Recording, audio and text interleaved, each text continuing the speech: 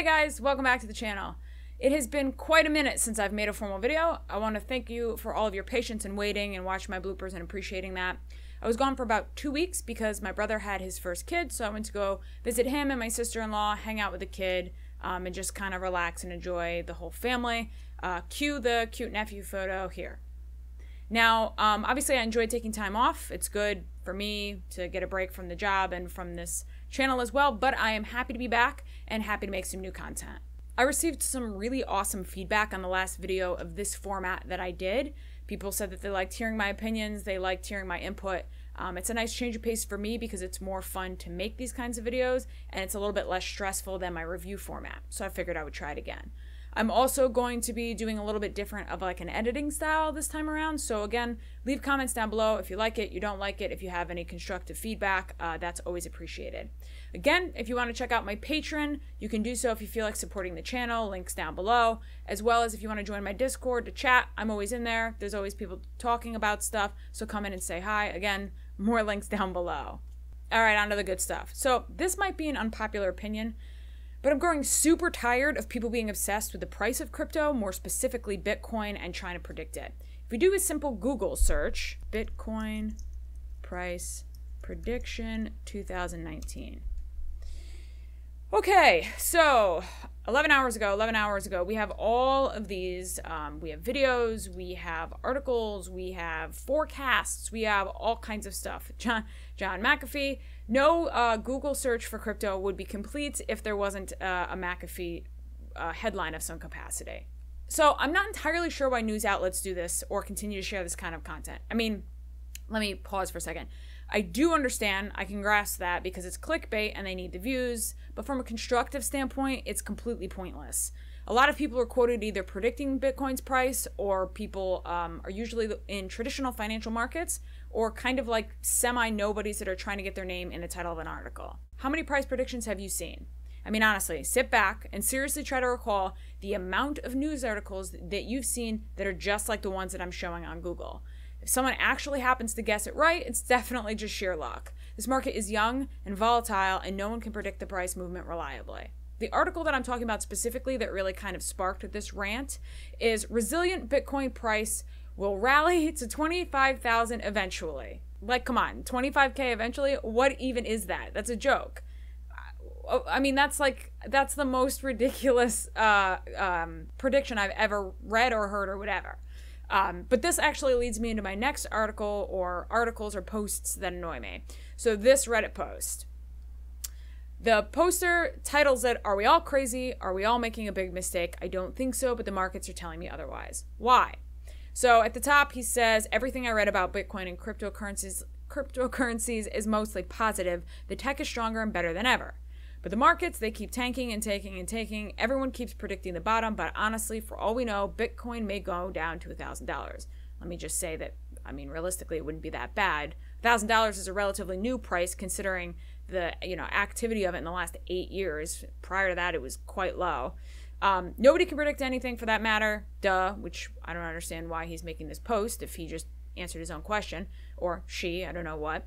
I know the price isn't everything, that high price isn't a goal in itself, but that it's a sign that people are buying tech, buying the ideas, buying the philosophy. I can understand that concept. Buying the tech, buying the ideas, buying the philosophy. He definitely has a point there. But the whole premise of the post realistically is about the price and how he or she is second guessing their investment or their faith in the space in general because of the price. If we scroll down, there's a comment here that I highlighted. Let's see if I can find it. Maybe not. Man, I must have gone really far. Oh, right here. Okay. Markets are irrational. They can stay irrational longer than you can stay solvent. And I think out of all the comments, that was the one that really drove the point home for me, which is why I highlighted it. A large quantity of people got into the space in 2018. There was a huge increase in price and people lost a lot of money because of the change in the market. I totally understand. I got into crypto in 2017 and I too have felt the sting of major losses. So I'm not here to tell this person to suck it up. I do have some experience in it, but I just will never understand posts on Reddit like this. This entire movement market, this whole culture is so new and so extremely speculative. And unfortunately, no one, at least as far as I know, is a fortune teller So you're never going to get the truth out of people. You're just going to get a difference of opinions, and you basically just pick the one that you like or makes you feel more comfortable. Maybe this poster is stressed out from a loss of a lot of money, and that's fair, and I'll repeat what everybody else says, which is never invest more than you're comfortable with losing. Obviously, if they've already lost a lot, that's kind of, backpedaling. It doesn't really help. But again, I think the space would be much more positive if a lot of people weren't so in over their heads. Now that that's over with, let's get on to something more positive. And that would be good news that a scammer finally got what he deserved. Not sure if you guys remember the Bitgrail hack in 2018, but it was a huge scandal. A lot of the community were blaming the Nano team, and it became a super divisive issue amongst Nano supporters. The fact that Italian criminal prosecutors were able to track down and prove that this Francesco fella had been dishonest to the public and was stealing is definitely going to set a precedent. We all have such a huge fear that exchanges are being dishonest and unsafe, for good reason, because it seems like every month there's a new hack or new issue. Now, correct me if I'm wrong, but I believe that this is the first time an exchange has actually been held accountable for its actions. Hopefully this is going to strike some fear into the owners of other exchanges, preventing them from being dishonest. I would also like to add here that no matter what, never, ever, ever, ever leave your crypto on exchanges, regardless of how trustworthy it is, like Binance. You never know what's going to happen, and you'll seriously regret it. But let's get into the article. So, the Bitgrail exchange ruling a win for cryptocurrency exchange users. Nearly 1 year after our buddy, the owner and operator of Bitgrail, announced that the exchange had lost $17 million, a court-appointed technical expert concluded that this guy was bankrupt. In its decision, the court concluded that both Bitgrail and Mr. Ferrano, I'm probably butchering that, personally be declared bankrupt, authorizing seizures, blah, blah, blah, blah. So millions of dollars in cryptocurrency assets have been seized from the Bitgrail's exchange accounts and moved and managed by trustees appointed by the court. So let's also just add that that's pretty neat that there's trusted appointees from the court that are well-rounded enough to manage and move and hold cryptocurrency. Kind of cool. A couple years ago, I don't think that existed. Now, the court's decision. In its decision made public on January 21st, the court found that the Nano reported loss by this dude, I don't want to say his name again, had actually been removed from the exchange months earlier, which, by the way, a lot of people suspected. The court criticized Mr. Ferrano, whatever, for not immediately taking steps to account for the losses. Now, if we scroll down, the court disclosed that the Italian criminal prosecutors who have been investigating this dude in connection with the operation of Bitgrail reported to the bankruptcy court that between the 2nd and the 5th of February, which was just days before this guy would make a public announcement that the $17 million of Nano was lost, he had deposited a total of 230 Bitcoin, which is approximately 1.8 million, in a personal account on a cryptocurrency exchange called the Rock Trading. He'd also attempted to make withdrawals from ATM machines linked to this Rock Trading account. So I'm really, really grateful that this happened, and also I feel like the Nano team probably feels super vindicated, and I'm sure the community is relieved as well. Again, good example of why you don't leave things on exchanges, but also I think a huge step forward for the space.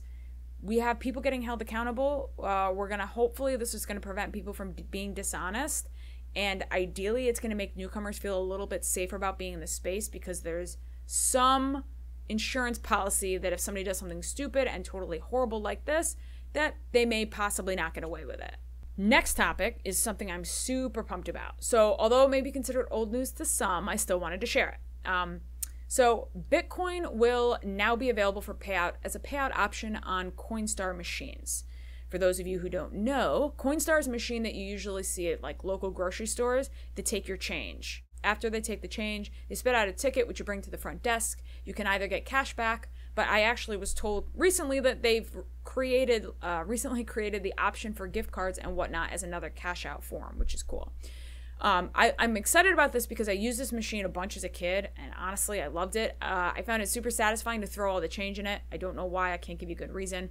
But the only difference is that the Coinstar machine is not going to take change for Bitcoin. It actually has to be dollars or paper money that then you can cash out and you get like a redemption code for the Bitcoin. The coolest part about all of this is that it's going to be the catalyst for a lot of normal people seeing the word Bitcoin and being curious, and or explaining to their friends and family why they cash out in Bitcoin.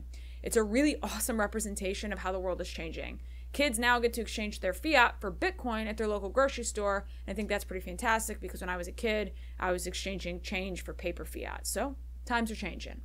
If we go into the article itself, so CoinMe has entered a partnership to sell Bitcoin at coin counting kiosks, say that 4 times fast, owned by Coinstar. The company confirmed on the press release. Bitcoin is now accessible at your local grocery store via Coinstar kiosks. Very cool. Consumers will be able to participate in this dynamic new economy. Yay, that sounds fun. According to industry monitoring resources, there were 4,187 known BTMs worldwide as of Friday. So, and 60% of those are in the US. I did some Googling because I was curious. I couldn't get the exact locations of all of them.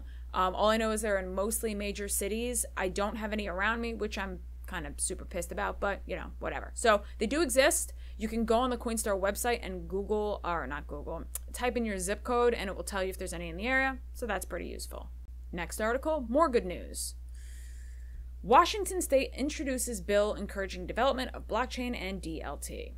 The Washington State Senate introduced a bill that would, through amending existing legislation, blah, blah, blah, encourage the development of distributed ledger and blockchain technology. So the new blockchain bill would revise the act to include encouraging the development of distributed ledger technology, which is, by the way, what DLT is, to the above list. Moreover, the bill adds 2 new definitions to the existing act, 1 definition for blockchain and 1 for distributed ledger technology. Get out of this. This is annoying. All right, so blockchain means a cryptographically secure, chronological, and decentralized consensus ledger or consensus database maintained via the internet, peer-to-peer network, or other similar interactions. This bill is really refreshing news to see. I mean, there's been a lot of negative stuff going on. If we compare this to the Reddit post that I just went over earlier, it really drives my whole point home that blockchain technology isn't going anywhere. Quite the opposite. It's, I think, just finally starting to actually catch some footing. The mere concept that they had to legally define the blockchain technology and distributed ledger technology is huge. It's going to conceptualize these ideas to people and make it easier for them to wrap their heads around it, ideally making it less intimidating. Plus, seeing the word blockchain in a legislative bill is pretty exciting and definitely makes me pumped about what's going to come in 2019. There's so much going on in this space all the time. It's extremely difficult to keep up, and honestly, that's part of the reason that I never did news videos, because I felt like, I don't know, I guess I just didn't have enough time to cover enough topics to make it worth it. That in itself, I think, is a pretty good marker that the space isn't going anywhere anytime soon, because you have to have like an unlimited amount of time to keep up with the news and the important things that are going on in the space. All right, guys, that is it for today's rants, news segment, or whatever you want to call this thing that I'm doing now. If you have any thoughts or opinions, leave your comments down below and hit that like and subscribe button if you haven't already. I love the support for my content. Thank you everyone for watching, and I'm going to go back to playing Zelda Breath of the Wild, and I'll see you all soon.